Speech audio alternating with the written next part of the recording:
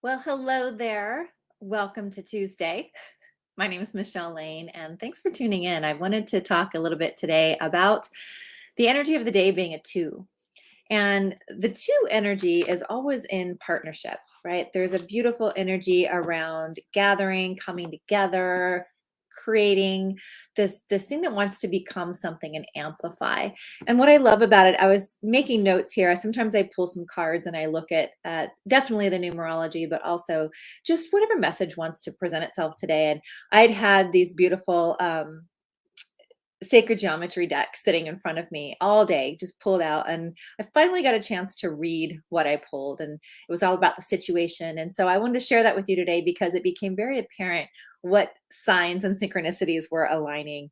And as I started looking at the energy of the day and I started thinking about, two also represents resources, the resources showing up for you, the things right in divine timing for you, the sharing of ideas, the coming together to express passion.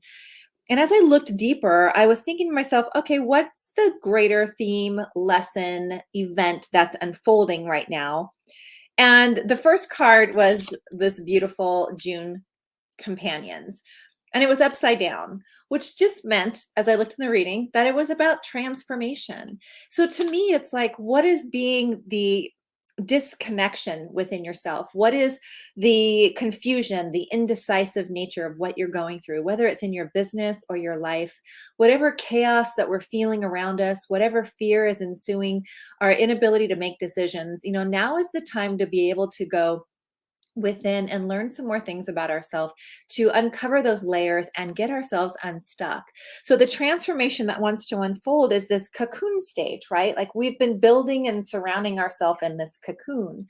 And all of a sudden it's beginning to crack and open. And what wants to birth through is this beautiful butterfly. The butterfly being representative of the next idea, the thing you want to create in life, the very thing that wants to be birthed through. So, yesterday was a really big rebirthing energy, innovation, ideas. Today is wanting to amplify that, what's coming together in resource and partnership and collaboration and possibility for gathering. Hello, Rosalie. Thank you for being here. Please feel free to say hi when you guys pop on. So the transformation, right? It's an invitation to not force what's coming, but to allow ourselves time and space and rest for the unfolding of it, the integration of it, and to observe that transformation taking place within while we're in that state of being. We're not in the doing state. We're not going to access the information. We're going to create more cycles of confusion, more cycles of indecision, more cycles of anxiety because we feel like we must keep ahead of it and keep running. So the transformation that comes through is in the efforts of being still. Not so much silent stillness, but a quieting of our inner being, a quieting of our nervous system, getting into that rest and repose state so we can actually hear the guidance that's within us. Those things that we know, all the answers are already in here. We just cover them up with everything outside of us. And then we judge things and we get the blame and shame and the confusion. And it's so noisy, we can't hear ourselves think. So that's what came to mind when I saw this transformation card. And the energy or the experience that's blocking us right now is all about the Metrodon cube. So, what's beautiful about this card is it has the essence of community.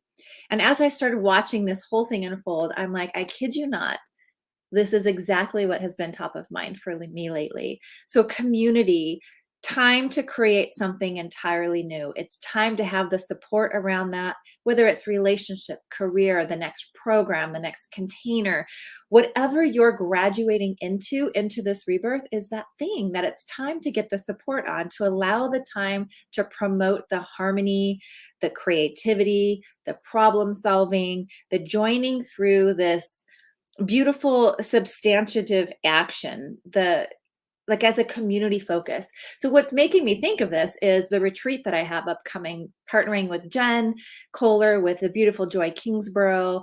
We have so many souls coming together to help share their magic in this space in co-collaboration to create a beautiful, restful weekend. Yes, there will be transformation. Yes, there'll be self-study, but there'll also be this taking that knowing deeper, taking that knowing of ourself deeper in that transformation to let what wants to come birth be next. And sometimes we get so stuck in how it's supposed to look and how it's supposed to happen and what are the steps that we don't give ourselves time to feel within. So it's about bringing it together, bringing the mind and the body together in cohesive nature so that they can work together, not be in this tug of war where one wants to go one way and one wants to go the other, and then we spin and never get anything done. So that's the energy that's kind of blocking us, keeping us in loop in the anxiety, in the worry, in the fear. And then what if this goes wrong? And then we don't find ourselves even showing up for that next level of ourselves, for that next level of impact that we're really desiring to create.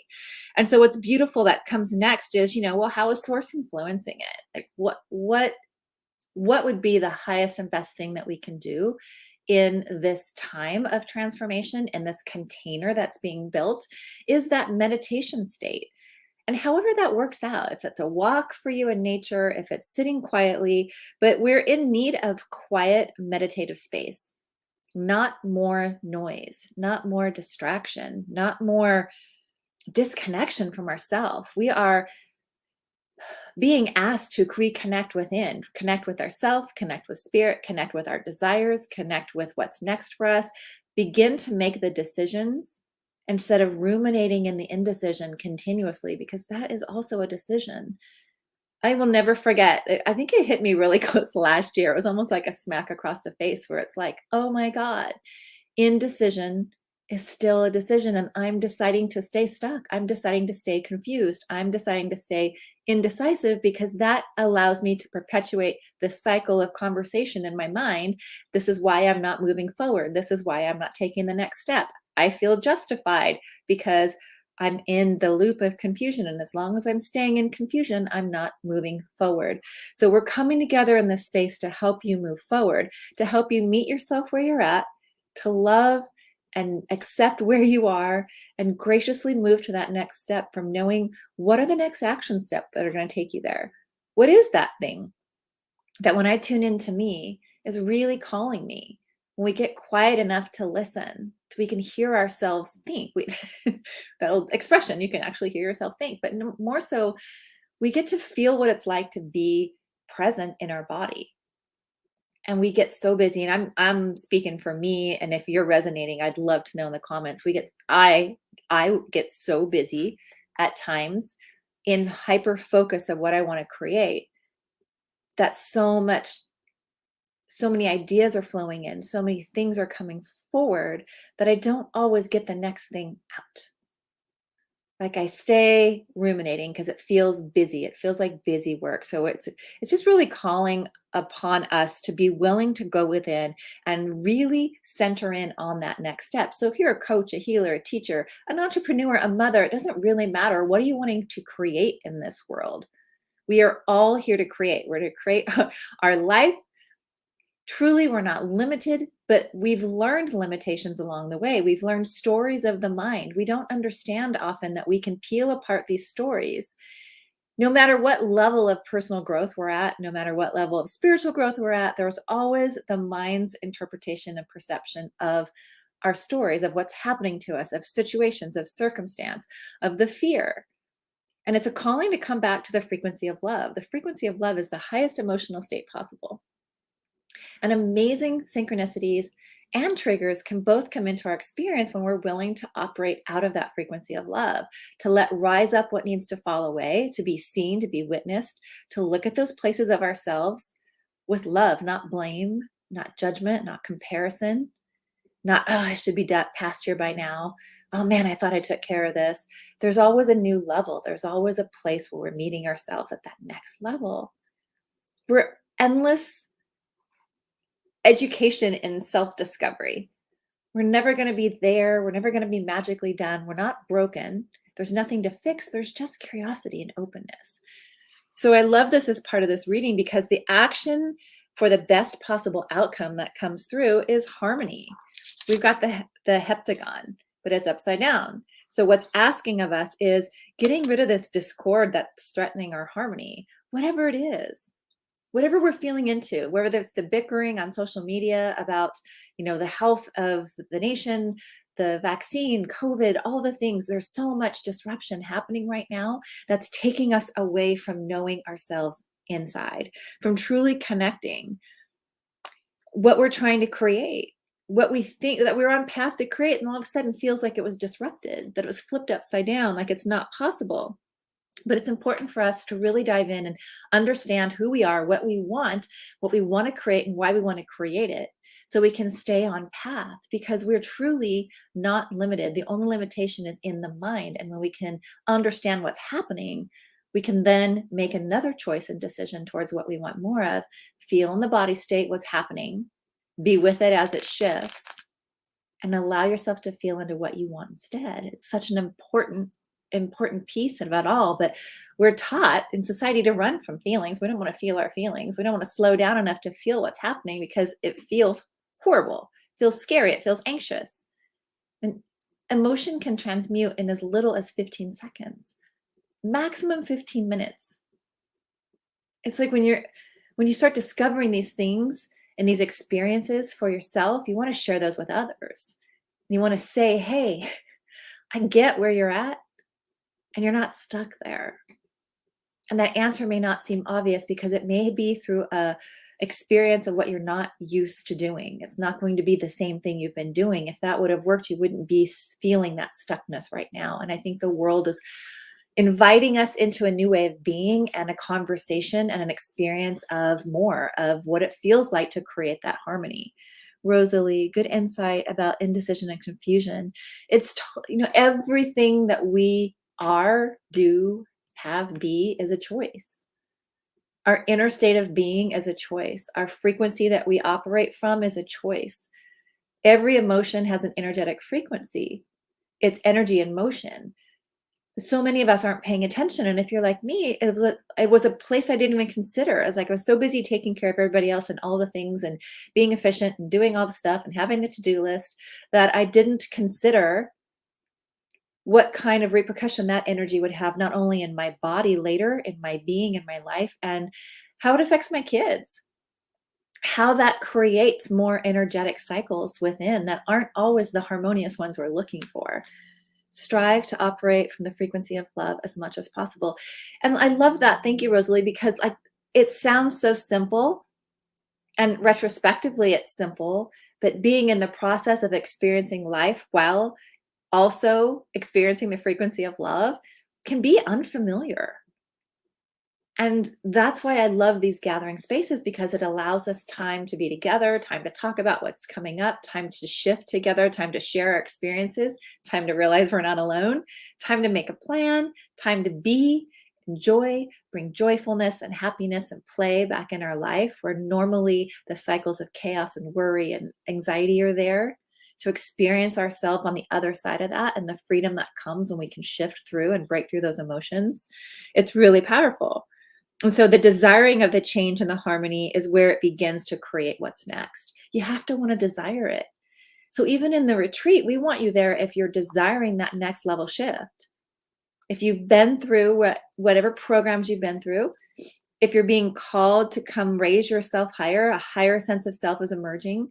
It's about knowing more about yourself. And we're going to use beautiful numerological blueprints, numerology to help us see more of our patterns, our mind's patterns, our behavioral patterns, and where we have that choice, where we have those empowering choices available to us that we don't always see. It's like having somebody see you so clearly when we can't always see ourselves that way first. And then we get to catch up to that. We're already extraordinary. We've just forgotten or been muddled along the way. And so it's reopening and awakening to that, which I love a lot. So it said, once you decide you want to correct this discord, the method will come to you easily. The answer comes. Is it that next group gathering? Is it the retreat space? Is it the next mentor? When the student shows up, the teacher arrives. There was a better flow to that my first mentor taught me. That was the gist of it. When you desire the change, the next thing shows up. So I titled this, Do You Trust the Guidance or Do You Pass It By? All day long, these cards have been sitting here. And I almost gathered them up. I'm like, I'll just do it again tomorrow. And yet here within, and I'm trying to type out this beautiful message and what everything's about with the retreat. And herein, these cards lies the message. This is exactly why we're gathering. It's time. It's time to create that next thing we want to create in life, to create the life we desire most, to feel the chaos and have the certainty and the stability within us to know that we're going to be okay, to know that we can keep creating it even when the chaos ensues, when life flips upside down. We are resilient creatures. We're resilient humans. We've been through so much. You've been through so much. You've succeeded already where you think that you failed, and it's just a story of the mind. And it's about really embracing that and allowing that shift to continue, allowing yourself to discover new levels of yourself, to begin to create the possibilities in life, become that possibilitarian. In itself, it's a huge shift to think in possibility. Now that I've been practicing in this for months, years, I can see where I still felt in lack because it didn't feel like in my body that I could believe or trust that it was true. And it does shift. Let us show you how. Let us give you an example of that and a feeling state of that this week, November weekend at the retreat, so you can embody it yourself. The current potential outcome from all of these and heeding the action steps and seeking the harmony. What is the next step in the harmony? Is passion, exuberant expression of joy, and the passion of embracing living, thriving, not just surviving, not just, oh, my life's okay, freaking thriving, being so blissful and in love with your life. It is a choice. It is available to all of us. It's working through the muck and the mudge and the dredge to find out where we're keeping ourselves and the beliefs that are keeping us stuck, and being willing to look at those with a different filter. We can only look at things through the filter of our experience. So these experiences allow us to dive deeper into grander experiences, something we haven't done before, which is the whole reason I love doing retreats to begin with. I began to discover myself more deeply when I said yes to myself, where I normally could say no, bypass it, let someone else take it. I dove in. And I felt the fear, and I climbed 11 miles in the Sierras, and I bunked with tent mates, and I gathered with women, and I wanted to do it again over and over. And then I started to think, "Oh, how could I create, like, what would it look like if I created this, if I put my spin on it? And then what would it be like if I went deeper, if I called myself higher, if I called others higher, if we kept continuing to call each other higher, what would those look like? What experiences would that be like?" I began to discover things about myself I never knew before. I am quite intuitive. I hadn't considered it. I'm learning to trust myself through that, in a deep, visceral trust that I know I can trust that guidance. I wouldn't have been able to tell you that last year. Everything was so outside of me. Reining it all in here is where our power is, our internal personal power.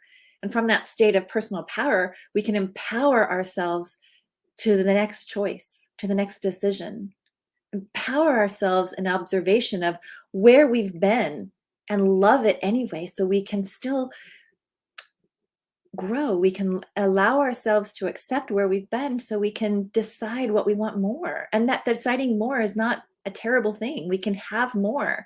We can have more wealth, more well-being, more health. It is up to us. We are not at the whim of our emotions. We are not at the whim of someone else's decision making for us. We are not at the whim of circumstances in our life. But we do have a responsibility for ourselves to be radically honest with where we are so we can course correct if we choose. So I'm talking to the choice makers. I'm talking to the light workers. I'm talking to the shift makers. I'm talking to the ones who see that higher vision for themselves and may not be exactly where they want to be, but they're curious and they're open and they're ready to go to that next level, to even understand what that next level is for me, for you, for us. Because when we become the example of that first, it ripples out into our families, our children, our communities, the world. And it shows others that it's possible too. So this retreat's calling you to become that exuberant expression of joy and love, through love, of work, of artistry. Like, where is it that you want to express that? And the beauty of your dance comes from knowing who you are. I love that part. And the decisions you are making create more joy and feel that creative energy more through your life. That is what it's all about. Creating a life full of joy and passion and love and bliss and happiness and excitement. And life can still be chaotic. It's not choosing one or the other. It can be both. There's a duality in it that has so much learning. Love is the juice from which genius arrives. So it's about knowing more of your genius and accepting that you have it in you. And it's time to emerge. It's time to emerge into that next version of you, time to emerge in that next step. And it's time to emerge from this noise into the knowing, the quiet knowing of what's next for you. So I'm going to put links below. I'm inviting you to check out the link. I'm inviting you to join us. We've had many, many people signing up this week since we announced the change of the retreat in November. Come join us in Truckee, California. Come experience the shifts that are waiting for you. Come experience being in community and gathering safely. And let yourself discover those next level versions of you that are ready to emerge. I'll talk to you again soon. Thanks for being here. Have a beautiful rest of your day. Bye for now.